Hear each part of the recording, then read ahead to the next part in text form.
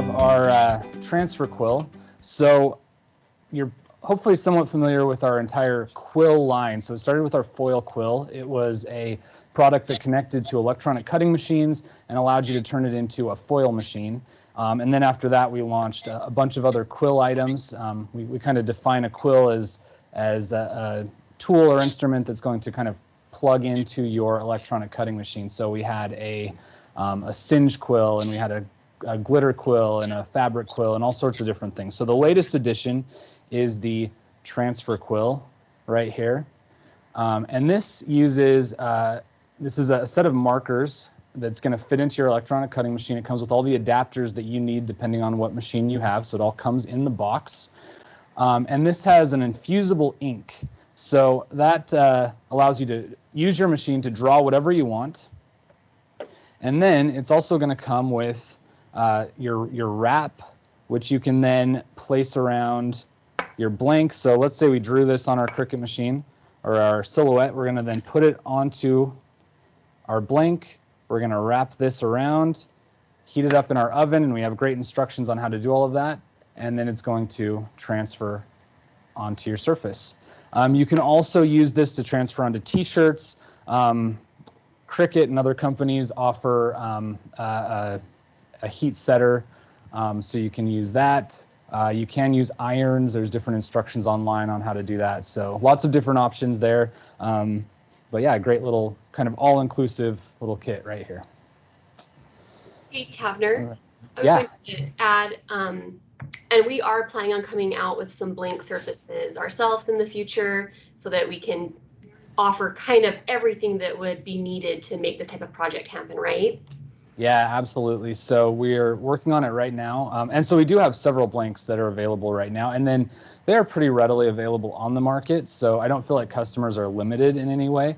But yeah, we're working on a whole bunch of things right now. So everything from face masks to, I think there's like, you know, those sequin, you know, that sequin flipping thing that kids love. So we have like some pillowcases with that. I think there's like a Christmas stocking. There's some Christmas ornaments, mugs, cups, water bottles, tote bags, kind of leather wallets and things. So yeah, all sorts of things. So there's a wide variety that people can customize, which is, you know, what it's all about. So good question. Hey, Jordan, this is Laura. Yeah, this is Laura from the sales team. So my question would be the Quill products. I understand that came from a designer named Nico out of South Africa, and I wondered if he was the influence on some of these newer products coming out for the Quill machine. And maybe you don't know the answer to that, but no, I do. He's helped with a few of them, not all of them. Mainly the foil quill is kind of his thing. Yeah, not as much on this one. I'm trying to think which ones exactly. I think the glue quill, yeah, the foil quill and the glue quill were kind of ideas from Nico. Yeah. Okay, that's cool. He's just a nice guy, so I just wondered if he was still helping out there. Yeah, he is. We have a few things in the works with him, so it's exciting. Excellent. Yeah. He's very smart designer, so thank you. Very smart. Yeah. Okay. Any other questions on our quill line or anything else? Okay, I will move right along then. So this is another follow-up product right here. This is our word punch board. We launched one of these a few years ago, and it allows you, it comes with kind of this little punch board case as well as every letter of the alphabet. And it allows you to just put the letters in wherever you'd like, but it's going to keep them you know, nicely aligned and evenly spaced. And then you can put your paper in and you can punch out whatever phrase you want. So it makes it really easy and fun. And this is a new font. So it does come with the base as well. So you don't have to already own that.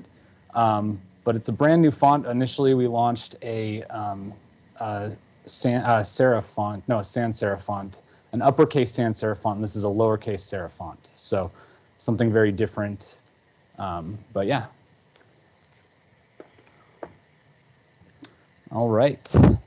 Okay, next up we have our explosion board right here. This is, for those of you who don't know, this is an explosion box right here. Let me go ahead and open it up. So these are, these are often, these have been trending on and off for years. Right now they're really popular. But you just open it up and it kind of explodes out. It's great for memory keeping, great for gift giving. You can obviously, put things in here. You can nest multiple boxes in there, so that's kind of fun. You can open one box after another. But we have a tool then that makes it extremely easy to make these. So let me go ahead and just demo that for you real quick. So first of all, it's going to make 7 different box sizes. And you can see here all the different sizes right here. And it's going to tell you exactly what size paper you need, where to score it. And then it also makes the coordinating lids. So if I wanted to make a large, let's see, I think, trying to remember what I cut my paper for. I think this is a large box. So we'll go ahead and then score at the L right here. And then you just score this diagonal line right here. And you're just going to rotate it around and do that on all 4 sides.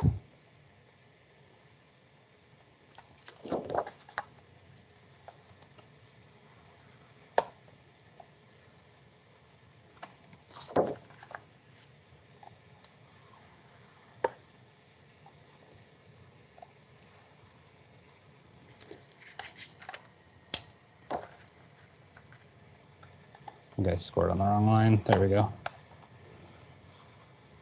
Okay. And then I can just fold this up. And it actually comes with these really cool templates. So a really popular thing people do is they cut the corner into a heart. So this has coordinating sizes. So here's the large one right here.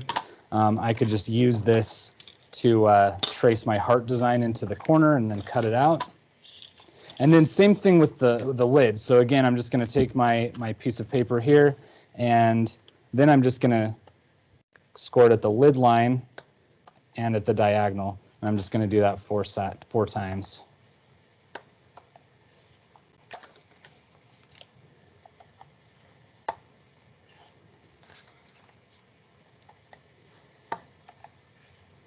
Just like that, and then I can fold this.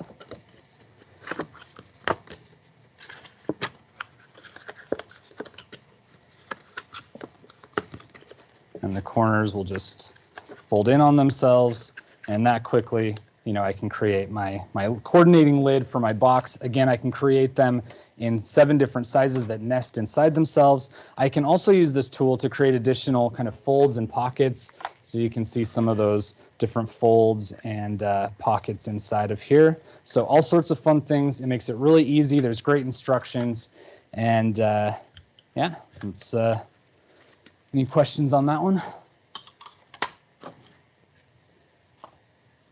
All right.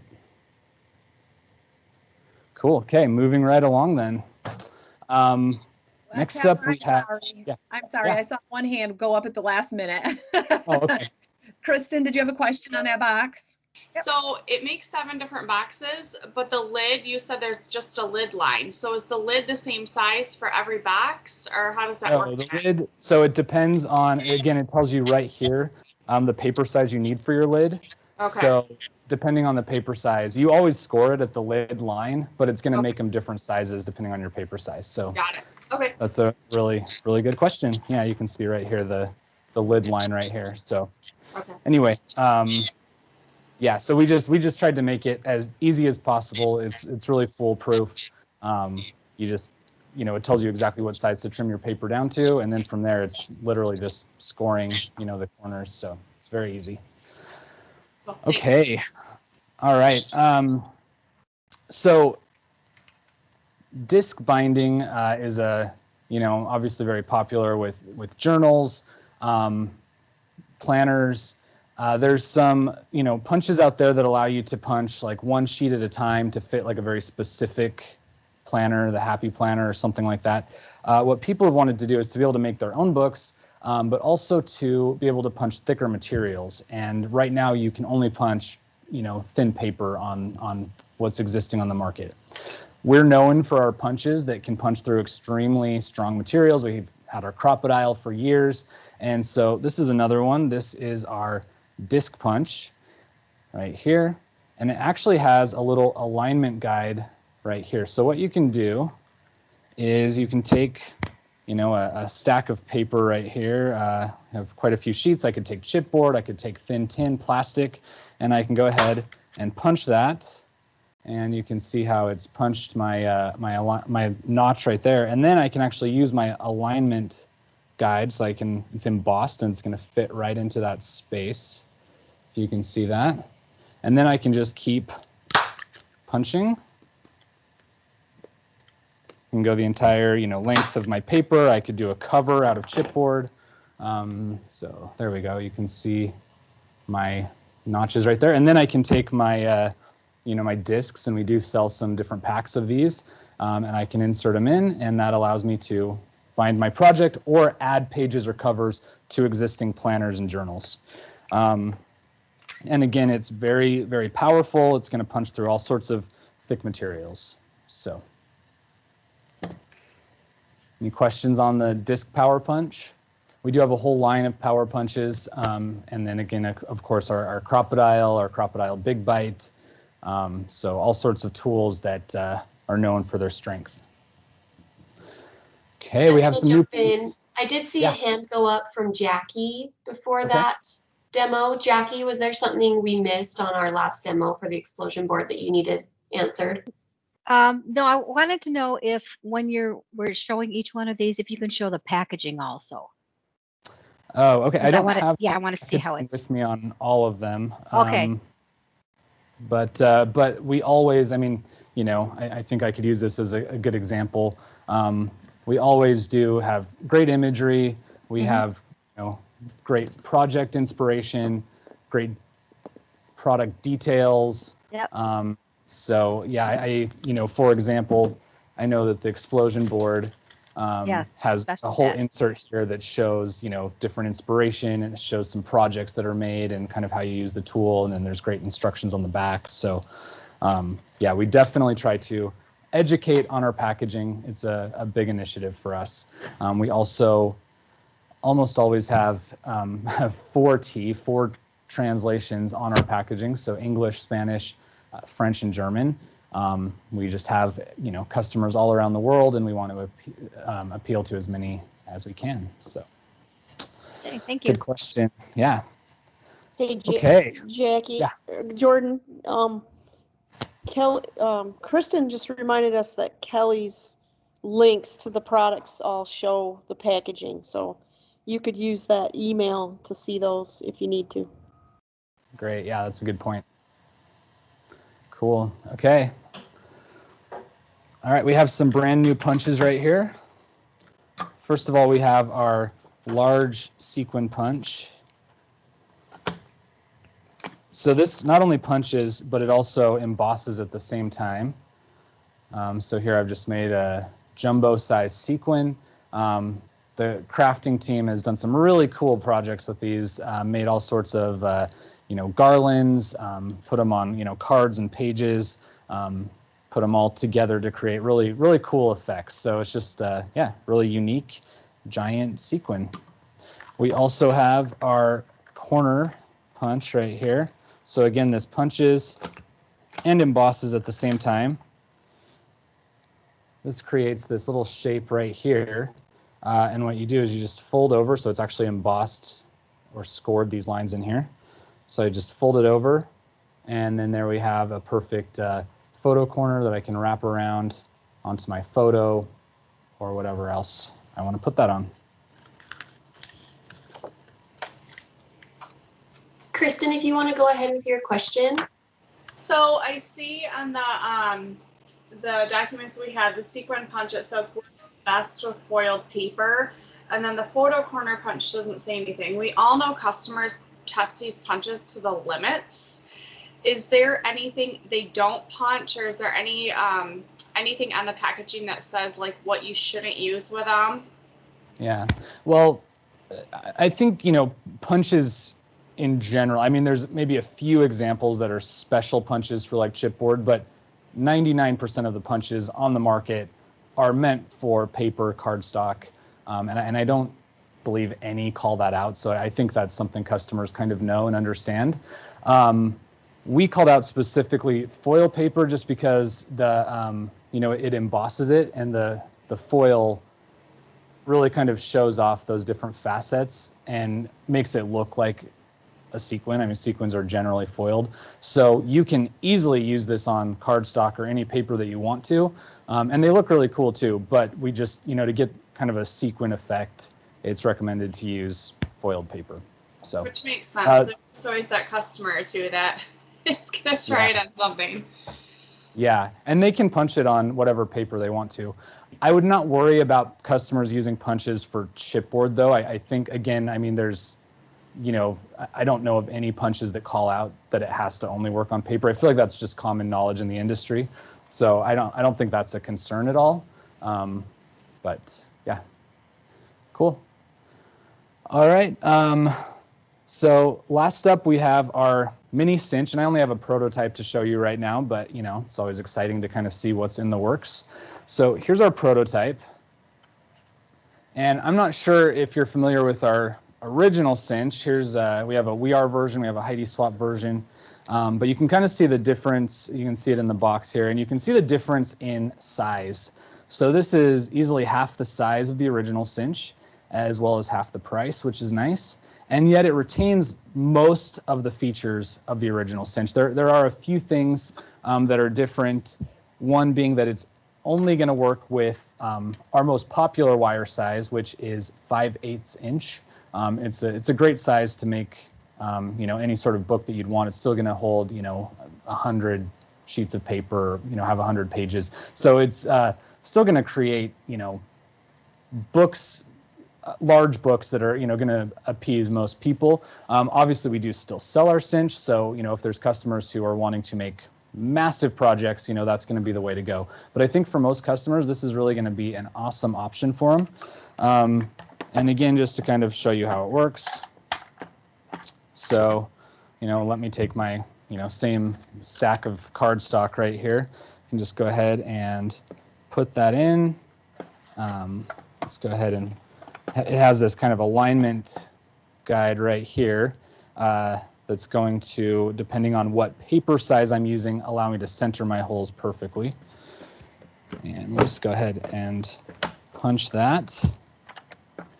So there I've started my holes. It has a nice square hole design.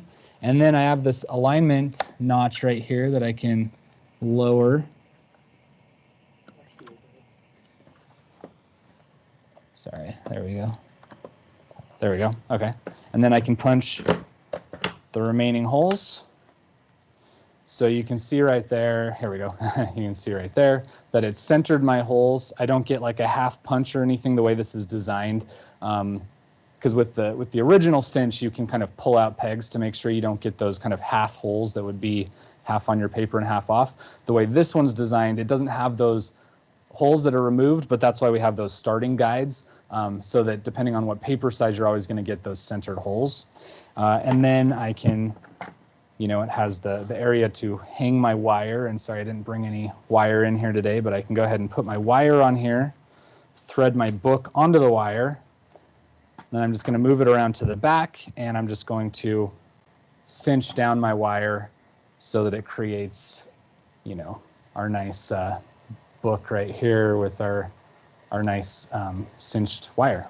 So yeah, we're really excited about you know, being able to offer a great tool. You know, we've had tons of success with the cinch, but at a lower retail, I think it's going to open the door to a lot of customers who have always wanted this tool, but maybe was out of their price range. So any questions on the mini cinch?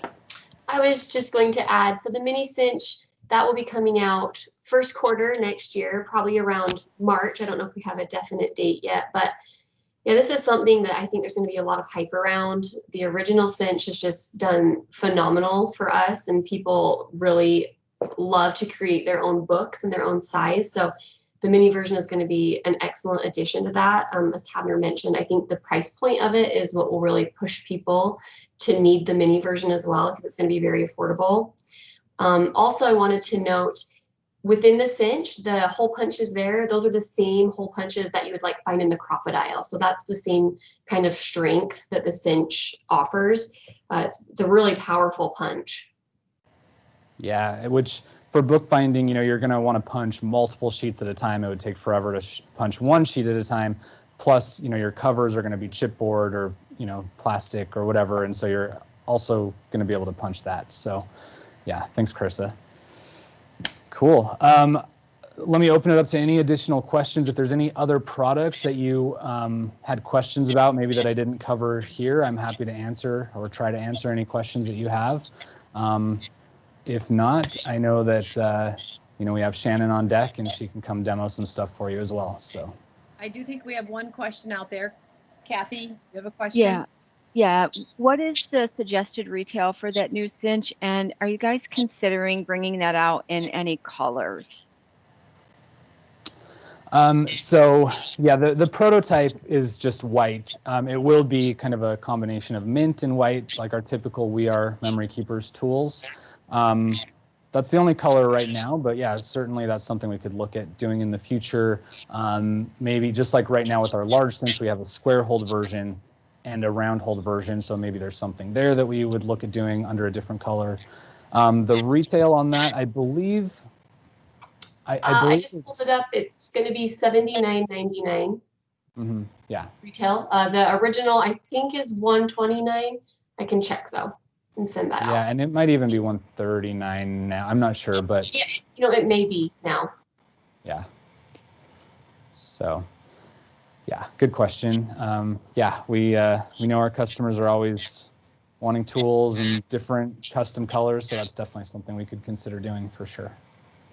But it won't look like this. This is a prototype, and so it will have some color and silk screen and logos on it. It'll look really nice. In that same breath, Tabner, I believe we also are giving the original cinch a little makeover, just to kind of update its packaging, get it more in line with, or its cosmetics, just to get it more in line with the rest of the We Are brand. Yep, good point. Absolutely. Yeah, so look for that in the next couple months, just kind of an updated rebrand of the We Are cinch and the Heidi Swap cinch. Cool. I think that's it. Okay, thank you so much. Appreciate it. Thanks so much, clear my Tabner. stuff and make way for Shannon. Hi. I'm Hi, Shannon. Good morning. Good morning, and I'm here to show you resin. So Carissa has asked me to show you a walkthrough of the differences between regular 2-part epoxy resin and our new UV resin. So the main difference is with our 2-part epoxy resin, it's like it says, it's 2 parts. So you pour equal parts of A and B into a cup, stir them together for 3 minutes or so slowly, and then you pour it into your molds or whatever you're making, and then you let it cure for about 24 hours to get it fully set and completely hard.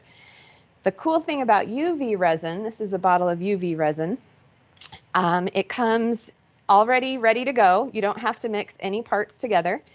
It has a really cool nozzle tip, so you can take the lid off if you're doing a big one. If you're doing a small project, it has this small nozzle tip. I don't know if you can see that. There you go. And it cures in 3 to 6 minutes under a UV light. So it just depends on what you want to make and what you're wanting to do with your resin. So it comes in 2 kinds. There's hard and soft. And the difference, I've made some bracelets here to kind of show you the difference. So this one is a hard, here, I'll show you down here. This one's the hard one. And you can see that it's not pliable at all. It's a hard set resin. And this one is the soft. So you can see that it's solid, but it's still pliable. So it made like a jelly bracelet versus a hard bangle. So that's the difference right there between the hard and soft resin. I also made some little gummy bears so you can see the difference. So these are the soft gummy bears. So see how I can kind of bend that guy. So if you're doing like a jewelry with gummy bears, it might be fun to do the soft ones so they're pliable, more like an actual gummy bear. Or you could do them hard as well. These guys are the hard ones. I can't bend those, so they're hard set. So that's the difference between hard and soft. You can add any type of stir-ins into it. You can see here I floated the glitter in there just with the clear resin. I also added dye here. This is dye that I've mixed into the UV resin. And this is a color changing glitter powder that I added in. So you can use the same mix-ins like you do with regular 2-part resin, but you just go ahead and add them into the UV resin. And how it sets, oh, I set my thing down, is this cool little UV light. And if those ladies that have gotten their nails done, this is just the same kind of little light that they put over your gel nails to set the nails. And it just plugs in with a USB cord. You just add it to, plug it in and turn it on and set your mold. This is my bracelet mold. Just set it straight underneath there and turn it on and just cure it for about 3 to 6 minutes. So that is obviously a huge advantage because you don't have to wait a full 24 hours, and you can layer it the same as you can layer regular 2-part epoxy, and you don't have to wait as long between layers before you can add another layer. So the UV resin is really, really fun in that sense. It comes in these black bottles because it will also cure in direct sunlight. So this bottle protects it from curing in the bottle because it doesn't let any of the UV light in through the bottle. So another product that it comes in is this little nail polish bottle version. You can see it just has a little brush, just like gel polish. And this I love to use as a really super strong adhesive. So we have a really cool mold coming out that's a knob mold, and I use this to attach the hardware, my little knob screw, to the back of my knobs. And then I just cure it under my UV light the same way, and it's cured and super, super strong and attached, and it's not going anywhere in about 3 minutes.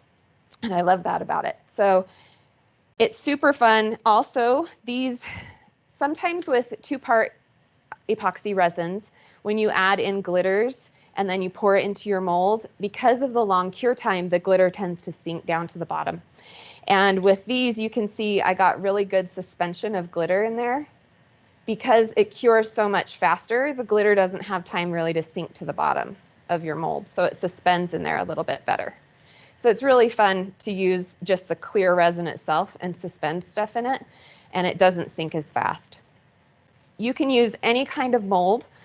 This is a bracelet mold that is a Color Pour resin mold, but we also have some molds coming out in the Spin It line. So these are Spin It coaster molds, and any silicone mold will work with UV resin, just the same as it will with the 2-part epoxy. So here you can see some examples that were done with the Spin It glitters and different mix-ins that you can use.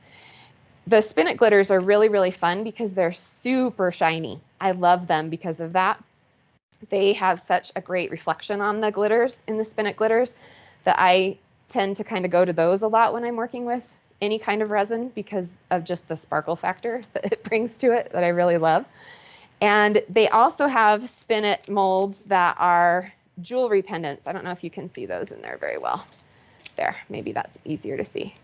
So you can kind of see it's the different shapes of pendants to make different necklaces or charms. You could use these as charms on the side of a bookbinding book, or just as they are for jewelry or as little embellishments in scrapbooking.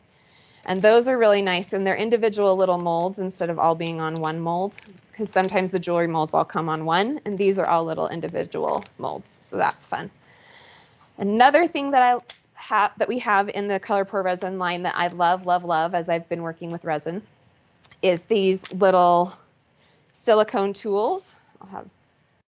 And those, if you can see them, they're just silicone little stirrers, mix-ins, and this one is my very, very favorite, this one on the end with this long, skinny piece. I have some out of package that are really dirty from me using them in resin.